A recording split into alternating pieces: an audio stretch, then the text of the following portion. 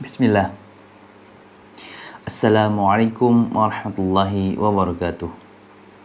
Alhamdulillah alladzi bi ni'matihi tatimmus shalihat. Alhamdulillah ala kulli hal. Allahumma salli wa sallim ala Muhammadin wa ala alihi wa ashabihi ajmain wa ba'du. Pemirsa Khair TV, insyaallah kita akan melanjutkan kajian tentang pernikahan dari kitab atau dari buku Setnya untuk Menikah. Melanjutkan pembahasan pekan lalu tentang bab pertama, yakni khitbah atau meminang. Maka dalam pembahasan khitbah ini ada rambu-rambu, ada aturan yang harus kita perhatikan agar khitbah yang kita akan lakukan bisa sesuai dengan syariat. Karena terkadang suatu kebaikan jika dilakukan dengan cara yang salah, maka harapan kebaikan yang dia dapatkan tidak akan kita rasakan. Baik, di antara peraturan atau rambu-rambu dalam khitbah yang boleh kita lakukan, pertama, kita boleh memandang. Maksudnya laki-laki boleh memandang wanita, wanita boleh memandang laki-laki. Sebagaimana penjelasan di pekan lalu bahwa saya sampaikan, hukum asal kita sebagai laki-laki tidak boleh memandang wanita yang bukan mahram kita, yang bukan pasangan hidup kita. Tapi pada momen itu dibolehkan. Kapan? Yakni ketika seseorang akan meminang atau menkhitbah seorang wanita, atau seorang wanita ketika akan menerima pinangan atau khitbah dari seorang laki-laki. Maka dijelaskan, disunahkan melihat wajah wanita yang akan dipinang. Begitu juga wanita boleh melihat wajah laki-laki yang akan meminangnya. Dan sangat dianjurkan bagi seorang laki-laki untuk melihat sesuatu dari wanita tersebut, bagian yang dapat mendorong dan menarik perhatiannya untuk menikahinya. Sebagaimana Rasulullah SAW bersabda, "Idza khataba ahadukumul mar'ah, fa in istata'a an yanzura ila ma yad'uhu ila nikahiha falyaf'al."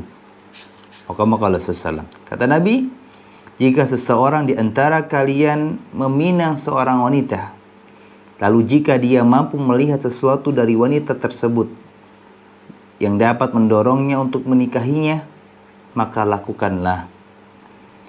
Hadis ini dari Imam Abu Dawud nomor hadis 2082, dan hadis ini dinyatakan hasan oleh Syekh Albani. Maka salah seorang sahabat Nabi sallallahu alaihi wasallam, yakni Al-Mughirah bin Syu'bah radhiyallahu anhu, pernah meminang seorang wanita. Maka Nabi sallallahu alaihi wasallam memerintahkan kepadanya, "Unzur ilaiha fa innahu ahra an yu'dama bainakuma." Kata Nabi, lihatlah wanita tersebut, karena hal itu atau cara tersebut bisa menjadi sebab langgengnya cinta kasih antara kalian berdua. Hadis riwayat Imam At-Tirmidzi nomor hadis 1087. Dan hadis ini sahih. Dan Imam At-Tirmidzi rahimahullah juga menjelaskan, sebagian ulama berpendapat dengan hadis tersebut bahwa tidak mengapa seseorang melihat wanita yang akan dipinangnya selama tidak melihat bagian yang diharamkan untuknya, karena tidak semua bagian tubuh wanita bisa dilihat. Berdasarkan penjelasan di awal pembahasan ini, bahwa siapapun di antara kita yang ingin menikah setelah kita memenuhi persyaratan-persyaratan secara syariat yang membuat kita dianggap mampu untuk menikah. Sebagaimana kata Nabi SAW, "Man istata'a minkumul ba'a falyatazawwaj."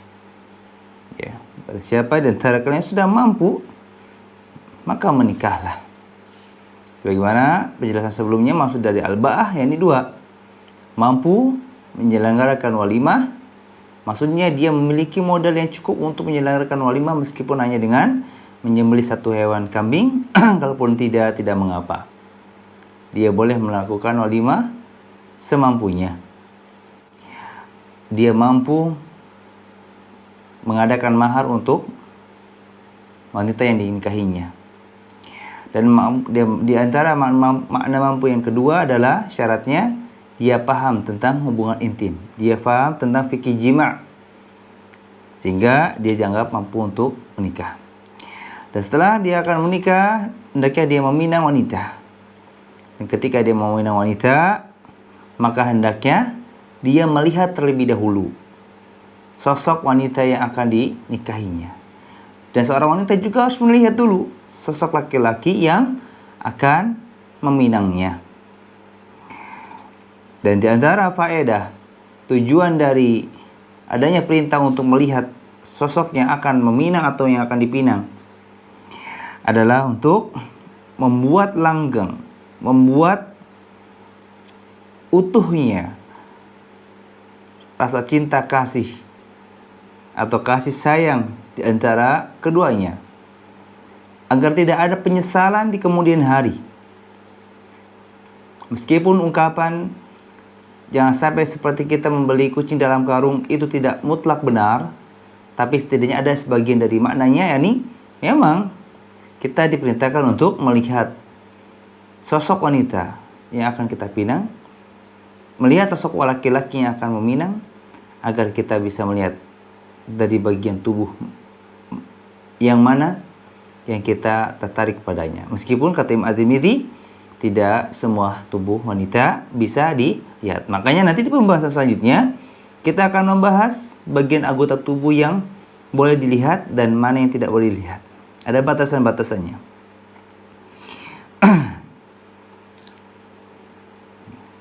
Jadi alur seseorang ketika akan menikah, maka datangi walinya, datangi orang tua wanita yang akan kita nikahi. Sampaikan kepada mereka bahwa kita tertarik kepada putrinya, kita tertarik kepada anak wanita tersebut. Setelah disetujui, kita akan meminangnya, maka kita melihat sosok wanita sesuai persetujuan dari walinya atau orang tuanya. Dan di antara tahapan meminang ini adalah melihat. Ya, melihat. Dan ini banyak yang dilupakan. Datang ke orang sosok, datang, misalkan kita sebagai laki-laki datang ke rumah wanita yang akan kita nikahi, yang sebelumnya sudah diobrolkan dengan orang tuanya misalkan. Maka saya ingatkan lagi, laki-laki yang pemberani secara syariat adalah dia menemui orang tua wanita yang akan dinikahinya ketika tertarik kepada wanita tersebut. Bukan malah mendatangi wanita tersebut, bukan hanya menghubungi wanita tersebut tanpa sepengetahuan orang tuanya. Bukan begitu caranya. Nah, ketika dia datang ke rumah wanita ini dengan ditemani mungkin mahram atau mungkin teman yang nanti temannya nunggu di luar gitu kan, dia sendiri ditemani dengan mahram atau wali atau orang tua dari wanita tersebut. Nah, jangan lupa fokus kita diantaranya adalah melihat sosok yang akan kita nikahi. Sebagaimana wanita juga melihat sosok yang akan meminang kita. Dan pada momen ini juga kita boleh menanyakan perkara-perkara yang lain. Kita boleh mengajukan pertanyaan-pertanyaan yang lain. Apalagi kita menanyakan pertanyaan yang memang ada faedah untuk kita. Misalkan kita menanyakan tentang penyakit agar tidak membuat kita sulit di kemudian hari. Kita boleh menanyakan tentang keyakinan atau masalah akidah agar kita tidak salah menikahi wanita atau wanita juga tidak salah menerima pinangan laki-laki. Karena sangat fatal bagi kita yang menikah dengan pasangan hidup yang memiliki akidah yang sesat, akidah yang menyimpang. Karena tidak semua orang yang mengaku agama Islam, agamanya lurus, akidahnya selamat. Maka boleh. Jadi jangan hanya datang, Pak saya, Bu saya mau meminang, putri ibu, putri bapak. Dia lupa, tidak melihat. Ini jangan sampai seperti itu. Baik. Selanjutnya di poin kedua, Batasan melihat wanita yang akan dipinang. Sekarang kita masuk kepada rinciannya, batasan-batasan anggota tubuh wanita yang boleh kita lihat. Mengenai batasan hal ini, para ulama berbeda pendapat, dan perbedaan mereka berkaitan dengan bagian apa saja yang boleh dilihat. Maka jumhur ulama mazhab juga berpendapat bahwa yang boleh dilihat dari anggota tubuh wanita yang akan dipinang hanya wajah dan kedua telapak tangan. Bisa dilihat dalam kitab Bidayatul Mujtahid jilid 2 halaman 3. Sebagaimana Allah Azza wa Jalla berfirman, "Wala yubdina zinatahunna illa ma dhahara minha." Kata Allah, dan janganlah dia menampakkan perhiasan auratnya kecuali sesuatu yang biasa terlihat darinya. Quran surah An-Nur ayat 31. Sedangkan sebagian ulama Hanabilah membolehkan melihat bagian tubuh wanita yang dipinang sebatas yang tampak di saat bekerja di rumah, seperti wajah, kedua telapak tangan, leher, kepala, kedua tumit, kaki, dan sebagainya. Tidak boleh memandang anggota tubuh yang pada umumnya tertutup seperti dada, punggung, dan yang lainnya. Sebagaimana Nabi memperbolehkan seorang sahabat memandang wanita tanpa sepengetahuannya, disebabkan bahwa beliau mengizinkan memandang seseorang wanita yang akan dipinang dari segala yang tampak pada umumnya. Maka sebab itu, tidak mungkin hanya memandang wajah sehingga diperbolehkan juga memandang yang lainnya, karena sama-sama tampak, sama-sama terlihat, seperti halnya wajah. Kitab Al-Mughni jilid 6 halaman 554. Sedangkan Hanafiyah membolehkan laki-laki yang meminang untuk melihat wajah, telapak tangan, dan telapak kaki dari wanita yang akan dipinangnya. Kitab Al-Mawsu' Al-Fiqhiyah Al-Kuwaitiyah jilid 19 halaman 199. Bahkan ada juga yang berpendapat boleh melihat kepada selain wajah dan kedua telapak tangan. Berdasarkan Nabi sallallahu alaihi wasallam, berdasarkan sabda Nabi sallallahu alaihi wasallam, melihat sesuatu yang dapat mendorongnya untuk menikahinya. Tetapi pendapat yang dilihat mungkin lebih kuat dan saya lebih condong kepada pendapat tersebut.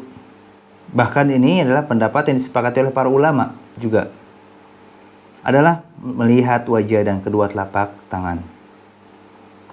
Dan di sini ditegaskan bahwa bukan soal berdasarkan keumuman hadis, tapi di sini disepakati juga oleh para ulama.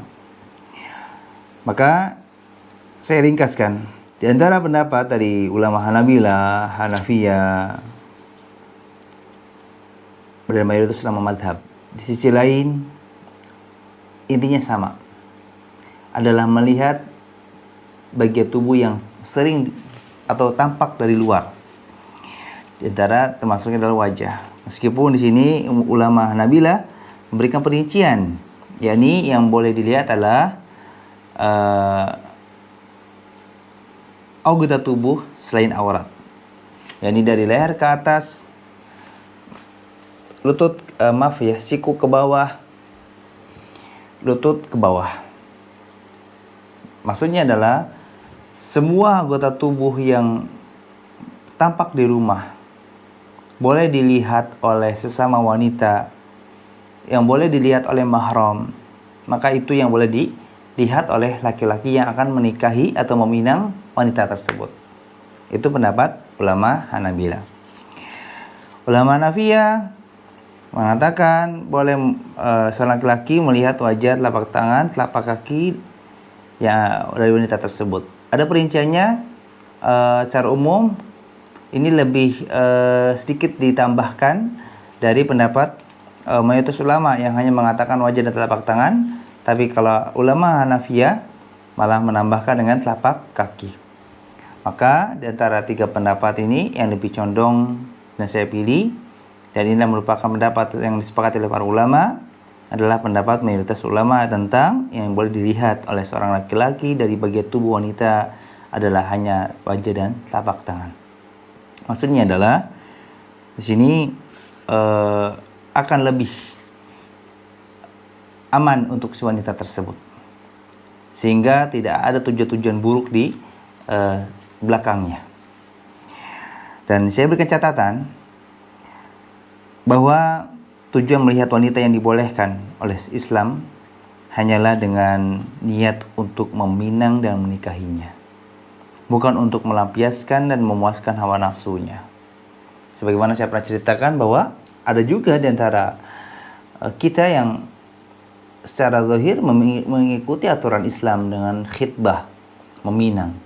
Tapi ketika dia melihat wanita tersebut, tujuan dia, tekad dia untuk menikahinya itu tidak bulat, tidak utuh, setengah-setengah.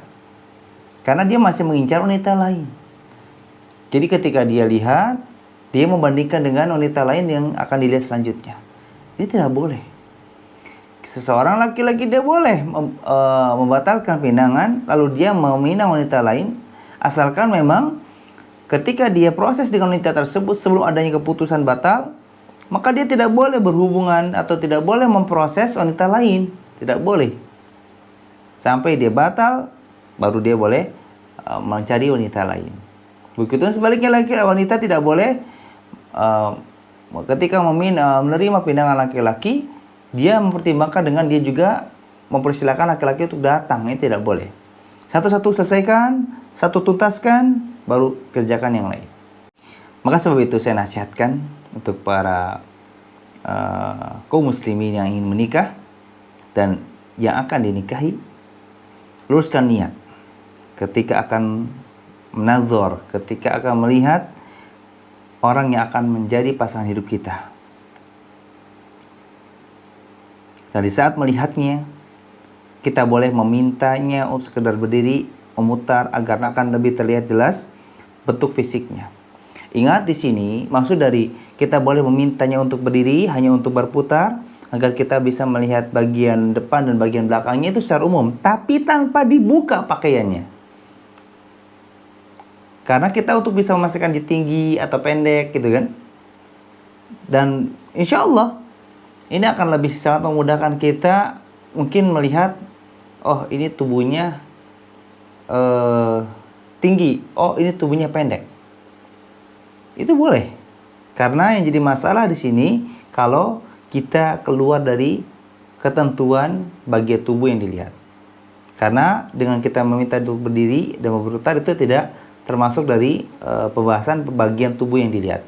Karena ini tidak sampai dibuka ya. Ini perlu saya catatkan agar tidak salah paham.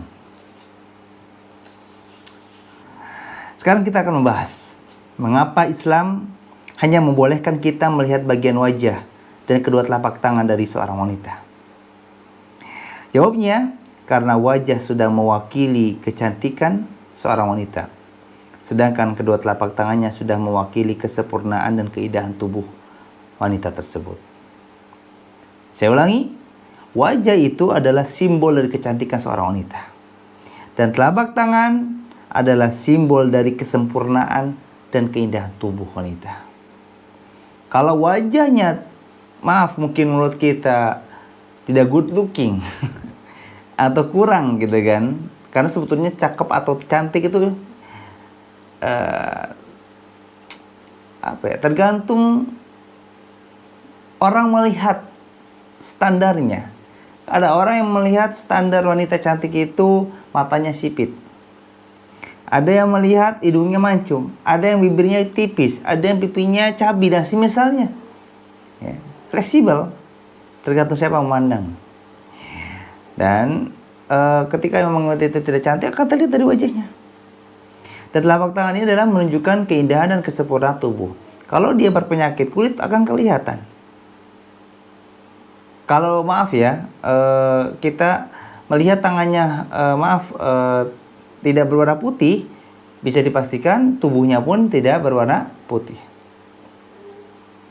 Atau misalkan ada bintik-bintik, ya ini kan kelihatan. Apalagi tangan adalah anggota tubuh yang memang sering berinteraksi dengan sesuatu.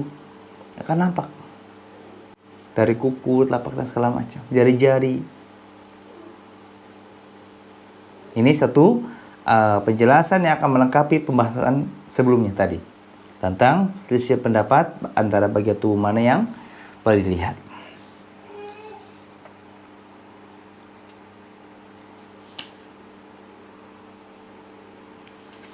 Dan sebagai penekanan, perlu kita ketahui juga bahwa seorang laki-laki boleh melihat atau nazar kembali wanita yang akan dipinangnya meskipun tanpa seizinnya. Curi-curi pandang maksudnya gitu ya. Misal kita melihatnya dengan sembunyi-sembunyi dari jarak jauh, di balik pohon gitu kan, curi-curi pandang, agar semakin jelas tampak ya, tampilan fisiknya. Sehingga kelak ketika kita menikahinya tidak menyesal. Namun dalam masalah ini kita harus membatasi diri ketika melihatnya kembali, yaitu hanya sesuai kadar kebutuhan. Tujuannya adalah untuk memastikan ketertarikan dan penerimaannya terhadap wanita tersebut. Misalkan kemarin si Nadol tuh nggak ngeh ya, itu matanya memang dia mungkin bangun tidur sehingga agak sedikit memar gitu kan, atau kan memang matanya bengkak bukan karena bangun tidur gitu kan, untuk memastikan misalkan. Jadi dari kejauhan, atau mungkin maksudnya bukan jauh tuh kejauhan banget, bukan. Dia melihat wanita ini misalkan di tempat lain, misalkan di sekolah, atau mungkin di tempat kerja, atau di jalan, tanpa sepengetahuannya. Tapi ingat, fokusnya adalah untuk melihat bagian yang kita masih ragu, bukan melihat bagian yang lain. Maaf, terkadang fokus kita gagal gitu kan, malah melihat yang lain-lain. Ini tidak boleh. Kadang masalah seperti ini saya seringkali menekankan agar tidak terjadi salah paham. Karena kalau tidak tahu aturannya nanti kebablasan nanti. Ya, jadi saya simpulkan, untuk melihat wanita yang akan dinikahi adalah melihat wajah dan telapak tangan. Dan itu sudah cukup untuk membuktikan ketertarikan kita kepadanya. Begitu pun sama wanita boleh melihat wajah dan telapak tangan dari si laki-laki yang akan meminangnya. Jadi tidak boleh, apalagi maaf, memang ada sebagian di antara pendapat yang menyatakan boleh membuka busana dan sehingga boleh dilihat seluruh anggota tubuhnya secara detail. Ini tapi pendapat yang sangat lemah, gitu kan. Apalagi nanti banyak kerugian, banyak mafsadatnya. Kalau tidak jadi nikah, aib itu bagi seorang wanita. Nanti apalagi kalau seorang laki-laki ini cerita ke sana sini, tidak boleh ya. Jangan mau diperdaya oleh laki-laki yang mengatakan kan boleh melihat anggota tubuh yang kita sukai, sehingga tolong dong buka dadanya misalkan. Ini nggak boleh ya. Allahumma nasallallahu alaihi wasallam. Mungkin kita cukupkan pertemuan kita pada sore ini. Segala benar datangnya dari Allah, segala yang salah datangnya dari diri saya dan mohon maafkan. Subhanakallah bihamdika, asyhadu an la ilaha illa anta astaghfiruka wa atubu ilaik. Insyaallah untuk poin ketiga tentang boleh membatalkan pinangan ketika wanita tersebut tidak menarik hati, kita akan bahas di pertemuan selanjutnya. Assalamualaikum warahmatullahi wabarakatuh. Bismillah.